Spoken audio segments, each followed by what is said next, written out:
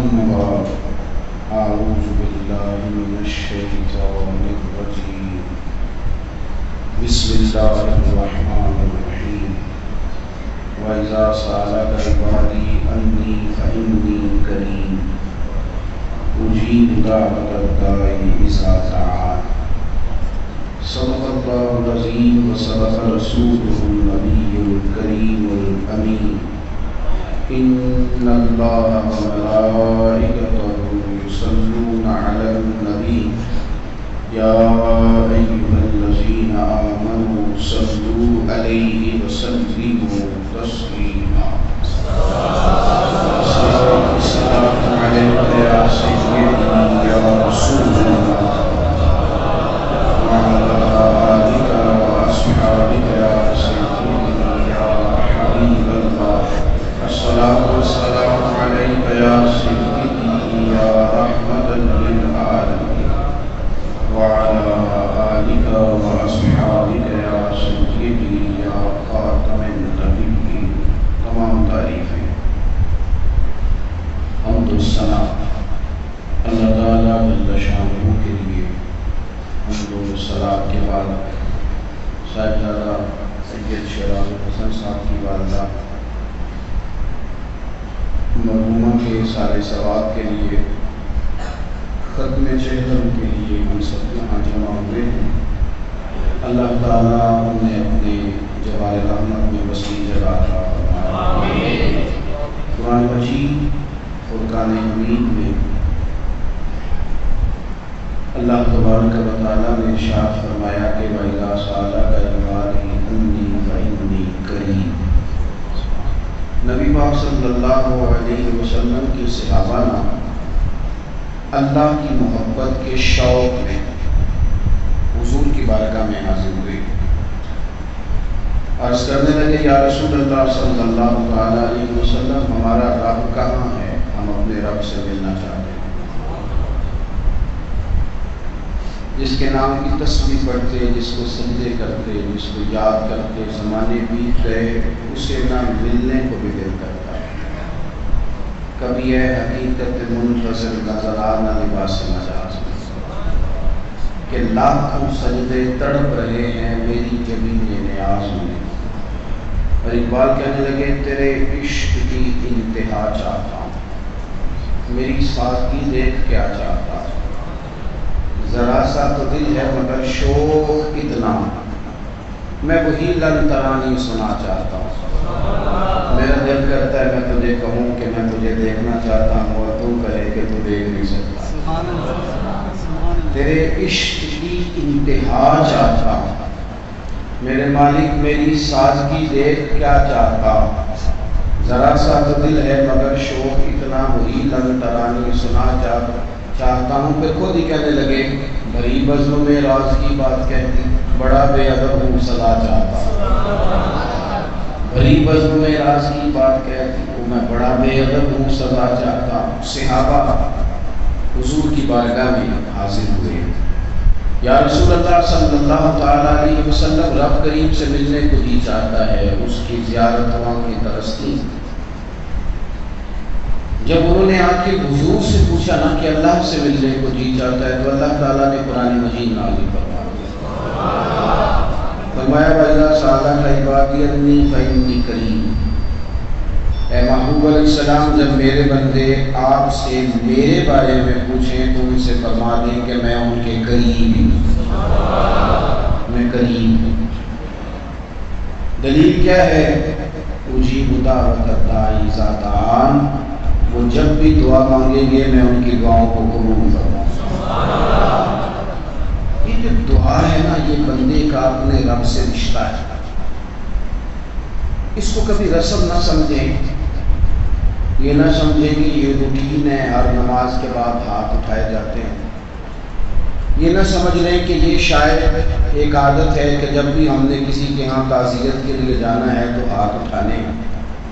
یہ مت سمجھیں کہ کسی دکان کا افتتاح ہے تو وہاں ہاتھ تو ہم نے پھیلانے ہیں۔ دعا بندے کا رب کے ساتھ رشتہ ہے۔ دعا کا معنی یہ ہے کہ بندہ اپنے دکھ اپنے رب کو سناتا ہے۔ اور وہ اپنی کمزوریوں کا اظہار کر رہا ہے. اور دعا کا معنی یہ ہے کہ انسان کائنات کے سب سے بڑے سخی کی بارگاہ میں جھولی پھیلا رہا ہے اور وہاں سے جھولی پھیلا رہا ہے جہیں سے سب کو خیرات ملتی ہے. دعا ایک انمول عبادت ہے. نبی پاک صلی اللہ تعالی علیہ وسلم نے دعا کو عبادت کا مقصد بھی کہا ہے اور فی نفس ہی دعا کو عبادت بھی کہا ہے. الدعا مخل عبادہ کے لفظ نہیں ہے، الدعا هو العبادہ کے لفظ ہے کہ دعا خود بھی ایک عبادت ہے. دعا عبادت ہے. بندے کو بڑے اہتمام سے، بڑے ذوق سے، بڑے شوق سے دعا مانگنی چاہیے. اور اللہ سے کتنا کو مانگنا چاہیے؟ کیا کچھ مانگنا چاہیے؟ حضور فرمانے لگے نمک بھی مانگنا ہو تو رب سے مانگا کرو. اللہ کی بارگاہ میں کشکول طلب دراز رکھا کرو. آپ دنیا داروں سے کبھی سوال کر ایک ہے اللہ والوں سے مانگنا، یہ جو بندہ اللہ والوں سے لیتا ہے یہ تو اللہ ہی کی عطا ہے. لیکن ایک ہے دنیا داروں سے، سیٹھوں سے، نوابوں سے مانگنا. ایک دفعہ آپ کسی سے پیسے مانگ لیں گے تو دے دے گا. آپ نے پھر سوال کر لیا، ہو سکتا ہے دوبارہ بھی دے دے. اور اگر آپ تیسری دفعہ مانگیں اس کے پاس ہوں بھی تو کہتا ہے تیرا تو کام ہو گیا ہے، تیرا تو مزاج ہے، تیری تو عادت ہے، تو روز ہی آ جاتا ہے. بندوں سے آپ 2 4 5 دفعہ مانگے بگڑ جاتے ہیں. بلکہ آپ ایڈوانس ہی مانگ لینا کبھی. خیر مولوی تو مانگ ہی نہیں نہ سکتا خزانچی سے ایڈوانس، اس کی تو میں بات ہی نہیں کر رہا، یہ نہیں مانگ سکتا. اس کو تو فوری طور پہ کہہ دیتا ہے مسجد کا خزانچی کہ تھوڑا تو خرچے کوئی نہیں، وہ تو اور لوگوں کے خرچے ہوتے ہیں. لیکن عام بھی آپ کسی فیکٹری میں، کسی دفتر میں اگر آپ ملازمت کرتے ہیں تو آپ نے ایڈوانس مانگ لیا 1 دفعہ 2 دفعہ 3 دفعہ، تو آپ وہاں ڈیوٹی کر رہے ہیں، وہیں رہتے ہیں. پیسے بڑی آسانی سے کاٹے جا سکتے ہیں، ان تک پہنچائے جا سکتے ہیں. لیکن وہاں بھی لوگ نظریں کرتے ہیں کہ روز ہی ایڈوانس، اور روز ہی تو آ جاتا ہے. قربان جائیں کچھ جگہ اور بڑے بڑے احترام والے بھی جو مقامات ہیں نا، وہاں بھی آپ روز سوال کریں گے نا فلانی چیز چاہیے، فلانی چیز چاہیے. بندہ کہے گا یار کام ہی ہو گیا ہے. مثلاً کیا اس نے تو گھر ہی بنا لیا ہے. اللہ اکبر، کیا انداز ہے میرے محبوب کا بات سمجھانے کا. کریم محبوب علیہ السلام فرمانے لگے لوگوں جو رب سے نہ مانگے اس سے ناراض ہو جاتا ہے، اور جو زیادہ مانگے رب اس سے راضی ہوتا ہے.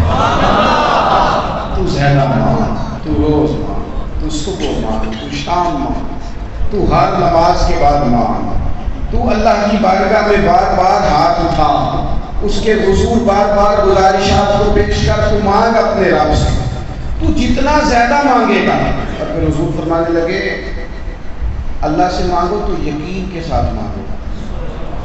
اس طرح نہ مانگنا کہ پتہ نہیں ملنا ہے کہ نہیں ملنا.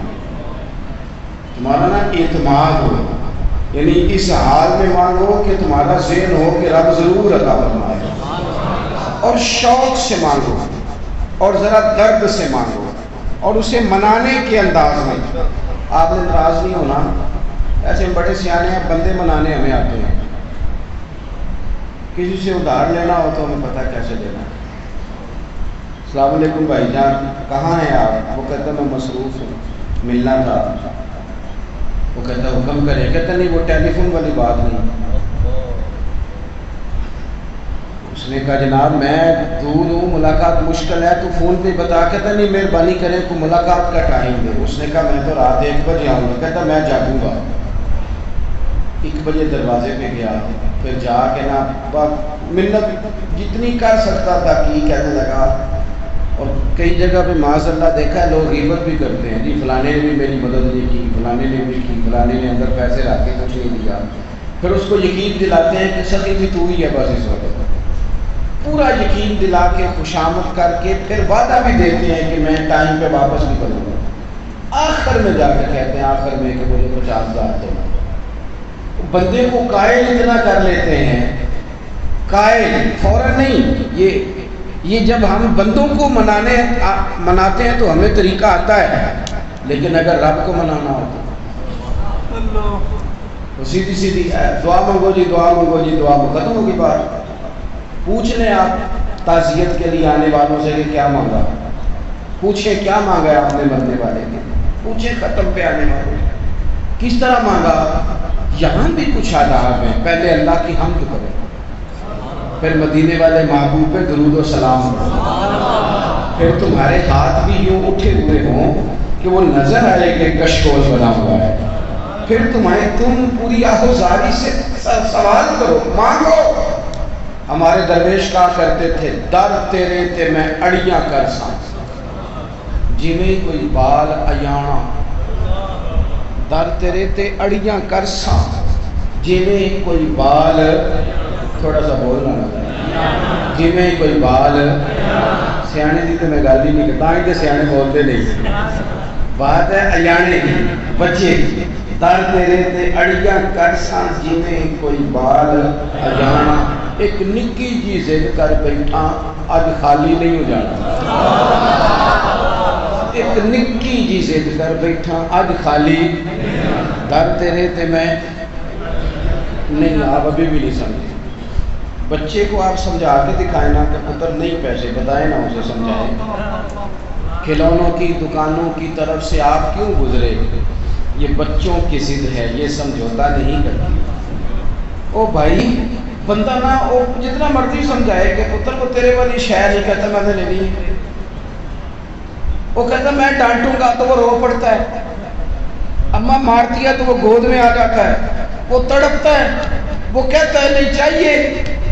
درویش کہتے ہیں در تیرے تے میں اڑیاں کر ساں جویں کوئی بال ایانا، نہ تو دے گا تو میں رو پڑوں گا، تو نہ دے گا تو میں آنسو بہاؤں گا، مالک میں کہوں گا میں کدھر جاؤں تیرا دروازہ چھوڑ، میں تیری منت کروں گا، در تیرے تے اڑیاں کر ساں میں جویں کوئی بال ایانا، ایک نکی جی ضد کر بیٹھا آج خالی نہیں جانا۔ او بھائی یہ ذوق، جب ذوق طلب ہو، جب یہ انداز ہو، جب اس طرح کا رنگ ہو، پھر بندہ رب سے مانگے۔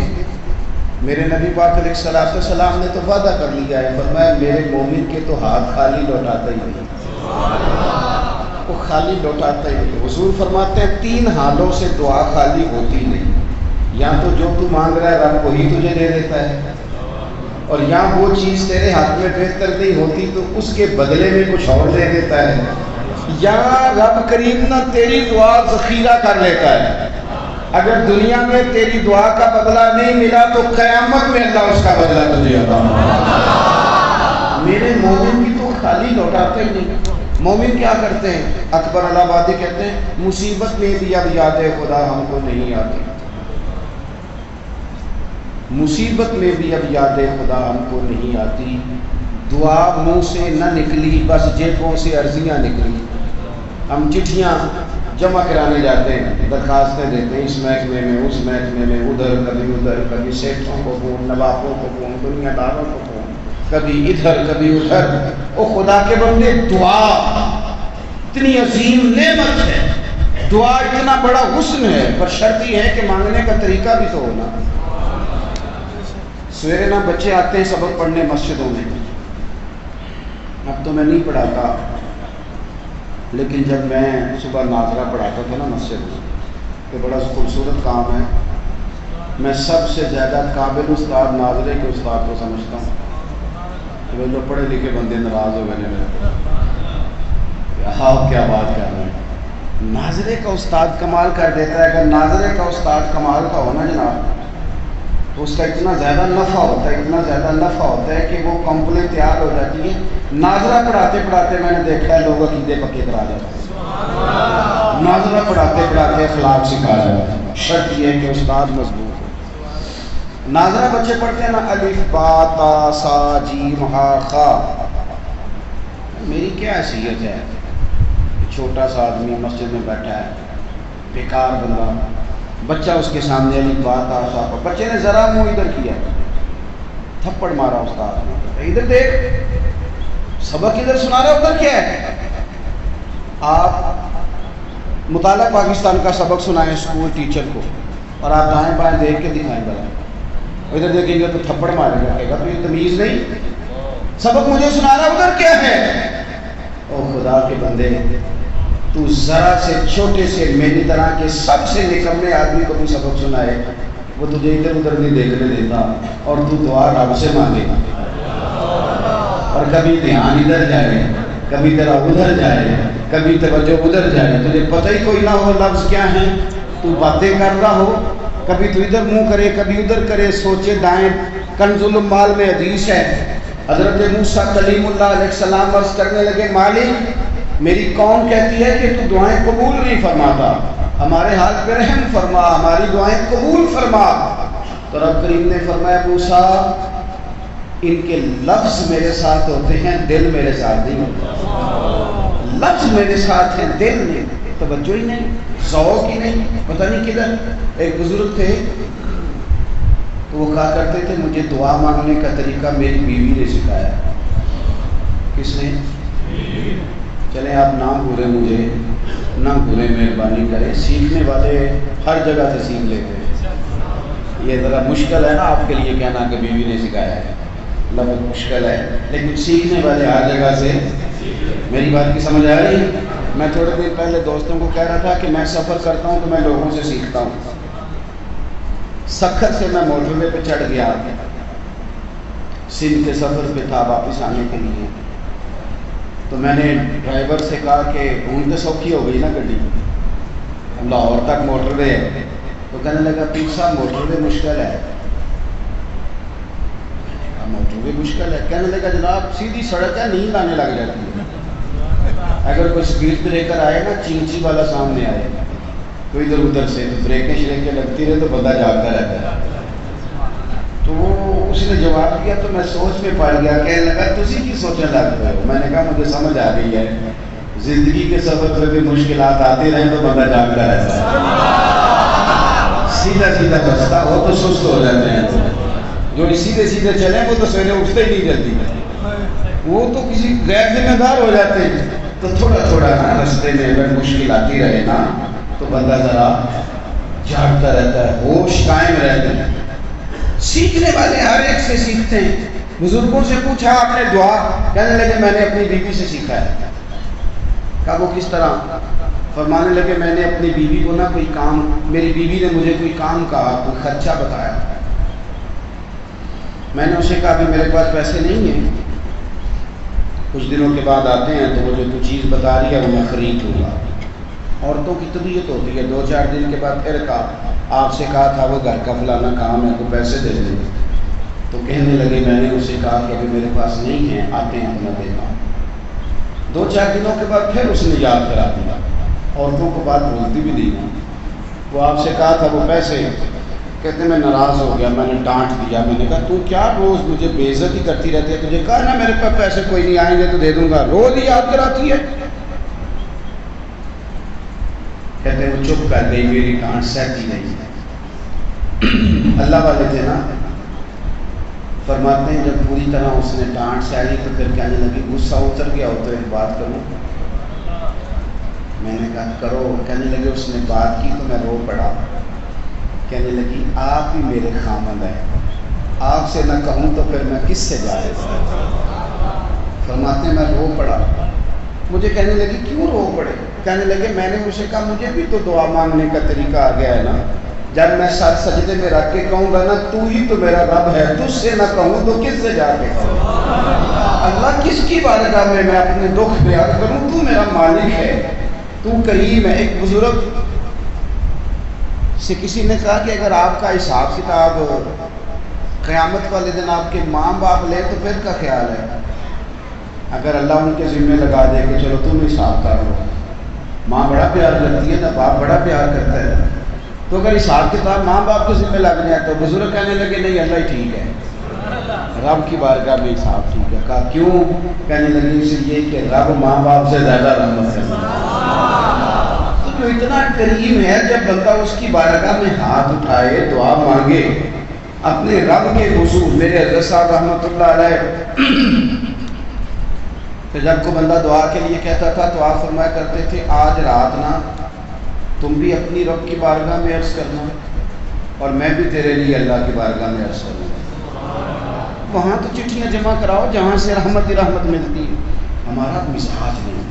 ہم چھوٹی موٹی سیاست لڑاتے ہیں پر اللہ کی رحمت کو مناتے نہیں. اللہ کی رحمت کو منائیں. دعا کا رشتہ مضبوط کریں.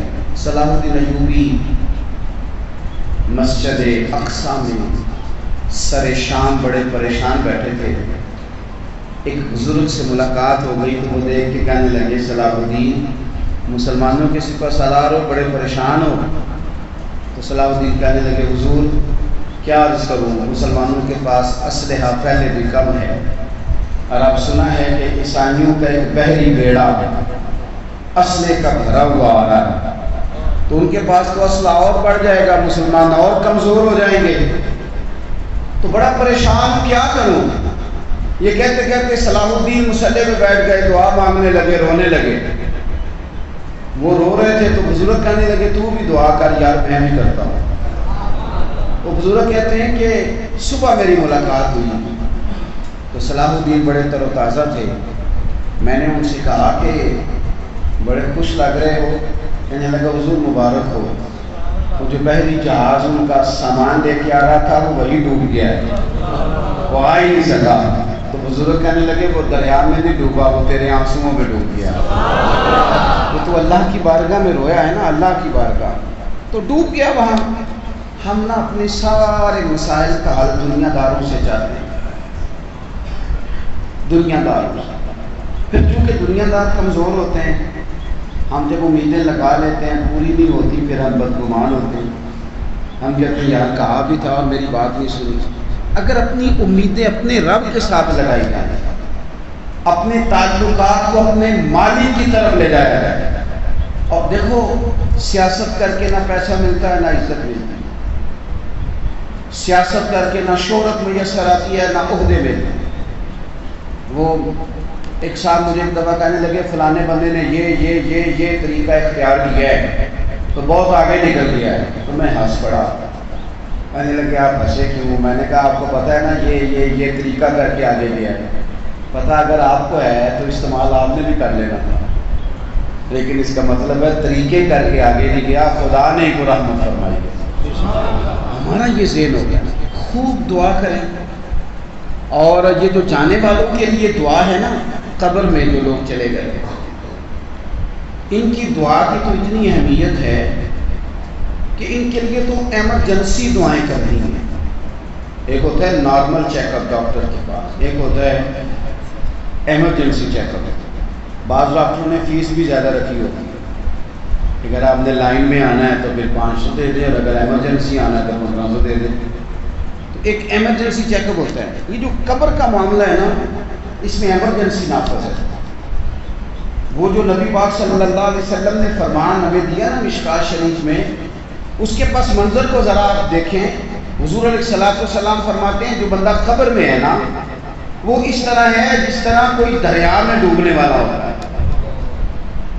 وہ انتظار کر رہا ہے, غور کرنا میری بات ہے, وہ انتظار کر رہا ہے کہ اس کا بیٹا دعا کر دے, بھائی دعا کر دے, بہن دعا کر دے, شوہر دعا کر دے, باپ دعا کر دے, ماں دعا کر دے. کس طرح کوئی دریا میں ڈوبنے والا سہارا تلاش کر رہا ہے. تو کیا دریا میں ڈوبنے والا انتظار کرے گا کہ آپ تیسرے دن آ کے سہارا دیں اسے؟ دریا میں ڈوبنے والا انتظار کرے گا کہ 10ویں دن آ کے سہارا دیں, چیلم پہ آ کے سہارا دیں؟ یہ بھی کریں ضرور ہے, بہترین ہے, لیکن دریا میں ڈوبنے والے کو تو ایمرجنسی ہے, فٹافٹ اسے سہارا چاہیے تاکہ وہ کنارے تک لگے.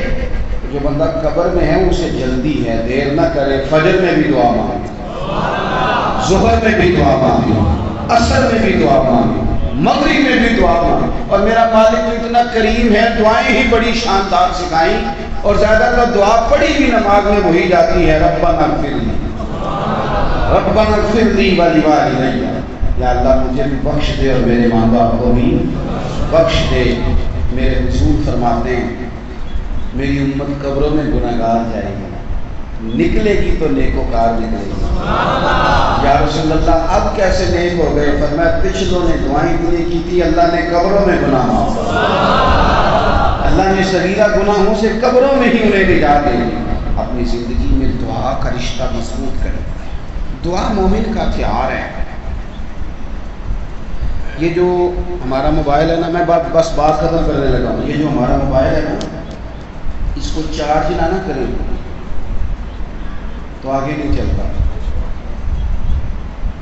اور اگر آگے چلے نا تو 100-150 بندہ شام کو کہہ دیتا ہے میں فون کرتا رہا تھوڑا میں بڑی بات سے، تو ہر ایک کو بتانا پڑتا ہے کہ یہ مسلسل نہیں چل سکتا، اسے چارجنگ کی ضرورت ہوتی ہے، تو وہ میں لگا نہیں سکا، چارج ہو نہیں سکا، لہذا اب آپ کا اور میرا رابطہ مضبوط نہیں۔ بندہ جب 10-20 منٹ رات مصلی پہ بیٹھتا ہے نا، جب وہ دعا مانگتا ہے، نفل پڑھتا ہے، اس کے اکیلے بند کر کے ساری چیزیں، تو اس کی روحانی بیٹری چارج ہو جاتی ہے۔ حضرت شیخ شہاب الدین سہروردی رحمۃ اللہ علیہ کے مرید بار ڈھیر سارے بیٹھے ہوتے تھے، آپ ان سے بات چیت کرتے، کو اللہ تعالیٰ بتاتے، پھر جا کے نفل پڑھنے شروع کر دیتے۔ لوگوں کی بڑی بڑی اقسام ہوتی ہیں، بعض لوگ کہتے ہیں دیکھو جی نفل ضروری ہے کہ تبلیغ، ہر بندے کا اپنا ذہن ہے، اور اپنے مزاج کے مطابق لوگ کہہ دیتے ہیں جو ان کے ذہن میں آتا ہے، سمجھتے ہیں یہی ٹھیک ہے۔ تو کہا جناب دیکھو ہم ملنے آئے ہیں، اتنے لوگ ملنے آئے ہیں، اور انہوں نے نفل شروع کر لیے، انہوں نے وظیفہ شروع کر لیا، تلاوت شروع کر لی، تو حضرت شیخ فرماتے ہیں کہ تم آئے ہو مجھ سے دعا لینے، تم آئے ہو مجھ سے کوئی فیض لینے، تو مصلی پہ اس لیے بیٹھا ہوں کہ اللہ رسول سے کچھ لوں گا تو تمہیں دوں گا، تو اگر میری عبادت ہی کوئی نہیں۔ دیکھیں نا مثلا آج کل اللہ ماشاءاللہ پیروں کا بھی حال یہ ہے کہ فوٹو ہی ملتی ہے، ادھر چلے گئے ادھر آ گئے۔ میں نے دوستوں کو بڑی دیر کا منع کر دیا کہ ہر روز کی تصویریں کھینچ کے نہ ڈالا کرو، آپ کو کثرت نہیں ملے گی ہمارے پیج پہ، آج کہاں جا رہے ہیں، کل کہاں جا رہے ہیں، میں نے کہا نام نشر کیا، مطلب اسی کام کے لیے رہ گئے ہیں، صرف یہی کام رہ گیا ہے۔ میں زور سے پہلے گجرات میں تھا، باپ کے پاس ہوں، ابھی مجھے لاہور جانا ہے، رات کو پھر واپس آ کے مجھے گجرانوالہ کی جگہ حاصل ہونا، لیکن کسی جگہ آپ کو میرے کم از کم سوشل میڈیا پیجز پہ اس کا شیڈول آپ کو نہیں ملے گا۔ کیوں؟ اس لیے کہ دل یہ چاہتا ہے کہ یار ہر وقت بندہ کیمرے کی آنکھ کے سامنے رہے، کوئی تو ایسا وقت ہو کہ بندہ سمجھے میں کیمرے کے لیے، میں رب رسول کے سامنے، تھوڑا سا ادھر بھی اپنی توجہ کرائیں، اللہ کی بارگاہ میں حاضری کا مزاج بنائیں، اپنے معاملات کے اندر آپ اس طرح کا رویہ لے کے آئیں جس سے کہ دعا کا تعلق مضبوط ہو، دعا کا۔ اور بات ختم کرتے کرتے عرض کروں، کچھ دعاؤں کے لیے سند ہے کہ وہ ضرور قبول ہوتی ہے، مسافر کی دعا ضرور قبول ہوتی ہے، حضور نے فرما دیا مظلوم کی دعا ضرور قبول ہوتی ہے۔ نوجوانوں، او ملت کے جوانوں، نبی پاک نے سند بیان کی ہے کہ ماں باپ کی دعا ضرور قبول ہوتی ہے، ماں باپ کی دعا اولاد کے حق میں ضروری نہیں کہ دکان کا پھیکا ایم پی اے صاحب بھی کاٹیں گے تو کام چلے گا، ضروری نہیں کہ پیر صاحب بھی آ کے آپ کی دکان کا افتتاح کریں، سند ہے سند۔ شروع کرنے سے پہلے اماں سے دعا کرا لو، اور شروع کرتے وقت ابا سے پھیتا کٹوا لو، یہ وہ دو لوگ ہیں جن کے لیے حضور نے کہہ دیا ہے کہ یہ تیرے لیے جو بھی مانگیں گے رب اپنے فضل سے عطا فرمائے گا۔ تو دعائیں کرنی بھی چاہیے، کرانی بھی چاہیے، اور لینی بھی چاہیے۔ لینی، میں تھوڑا سا حقیقت پسند ہوں، بعض دفعہ بعض لوگ رسماً جملہ کہہ دیتے ہیں دعاؤں میں یاد رکھنا، تو میں کہتا ہوں یار یہ بڑا مشکل کام ہے، چلے ایک آدھ دفعہ دعا کرنا تو آپ کرا لیں، لیکن یاد رکھنا ہمیشہ، اس کے لیے آپ کو کچھ کرنا پڑے گا۔ یاد رکھنا یہ کوئی آسان کام ہے، کسی کو ہر وقت دعاؤں میں یاد رکھنا یہ کوئی آسان نہیں ہوتا، یہ مشکل ہوتا ہے۔ تو کوئی ایسا کام کریں کہ آپ کسی بوڑھی عورت کو پکڑ کے روڈ کراس کرا کے تو دیکھیں، کہنا نہیں پڑے گا دعا کا، کہنا نہیں پڑے گا، وہ کہے گی رب تیرا بھلا کرے، اللہ تجھے لمبی زندگی، اللہ تیرے اوپر فضل کرے۔ آپ نے کہا نہیں پر اس نے دعا کر دی۔ کچھ کام کریں جس سے دعائیں مل جائیں، دعائیں لی جائیں۔